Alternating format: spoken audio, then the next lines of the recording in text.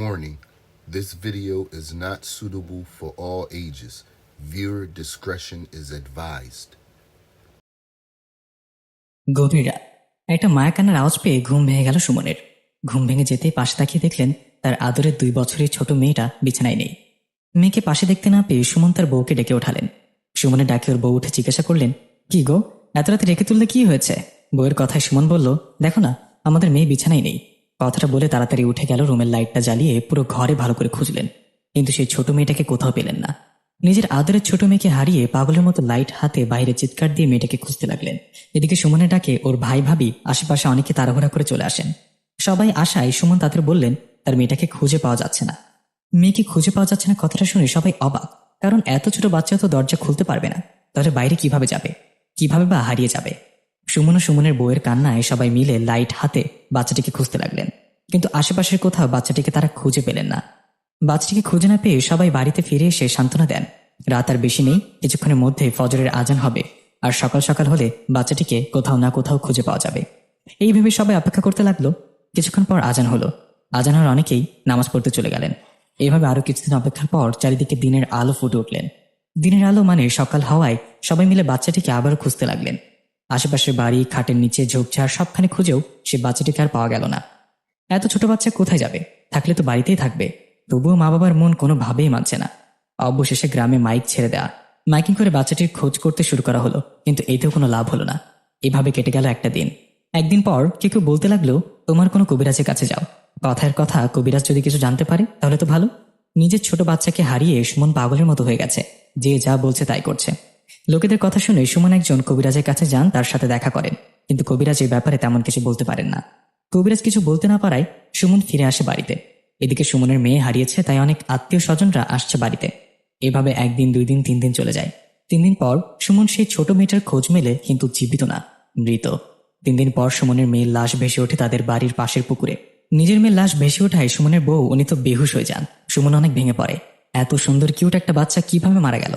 সে কি ইচ্ছে করে পুকুরে পড়ে মারা গেছে, নাকি এর পেছনে লুকিয়ে আছে গহীন কোনো রহস্য? আদরের ছোট মেয়েকে হারিয়ে সুমন ও তার পরিবার একদম ভেঙে পড়েছে। এত ছোট একটা বাচ্চা হঠাৎ পুকুরে ডুবে মারা গেল, বিষয়টা যেন মানতেই পারছে না।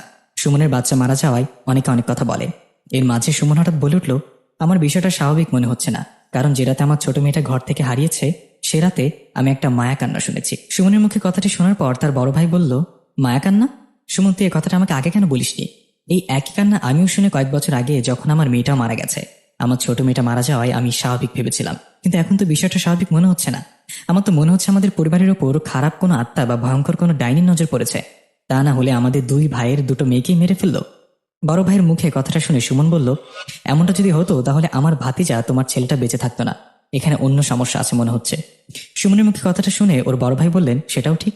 আমার মেয়েটা মারা যাওয়ার পর আল্লাহর দেন আমার একটা ছেলে হয়েছে। ছেলেটার বয়স 4-5 বছর। এখন পর্যন্ত কোনো সমস্যা হচ্ছে না।